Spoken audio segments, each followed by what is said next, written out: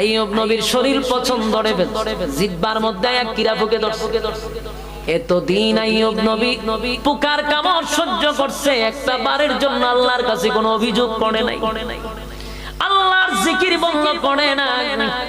যেই মাত্র জিহ্বার মধ্যে কীড়া ফুঁকে ধরছে, আইয়ুব নবী একটা ডাক দিয়া কয়, আল্লাহ সব সহ্য করছি, কোনো অভিযোগ নাই গো, শরীর তুমি দিছ, তুমি খাওয়াইছ, আমার কোনো অভিযোগ নাই, আমার কোনো কষ্ট নাই। কিন্তু আল্লাহ আজকে আর পারলাম না, যে জিহ্বাটা দিয়া আমি তোমার নাম উচ্চারণ করি গো মালিক, আমি তোমার নাম যখন জপি আমার শরীরে কীড়া পোকের কামড়ের চেয়ে তোমার নামের মজা অনেক বেশি।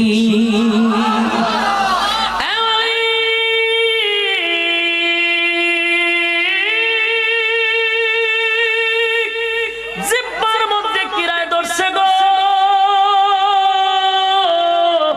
বরদাস্ত করতে পারি না, বরদাস্ত করতে পারি না।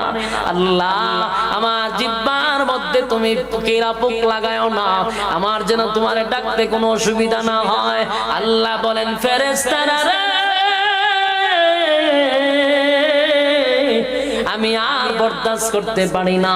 আমার আইয়ুব আমার জন্য এই পরিমাণ ত্যাগ করছে, এই পরিমাণ কষ্ট করছে, একের পর এক পরীক্ষা দিছি, আমার আইয়ুব পরীক্ষায় ফার্স্ট ডিভিশনে পাস করছে। এবার জিহ্বার মধ্যে কীড়ায় ধরছে, আমার আইয়ুব আমার কাছে দরখাস্ত করছে তার জিহ্বাটা যেন আমি হেফাজত করি, আমি আল্লাহ পারতেছি না। তাড়াতাড়ি তাকায়া দেখ, আমার পয়গম্বর রে বলো সামনে একটা জায়গা আছে।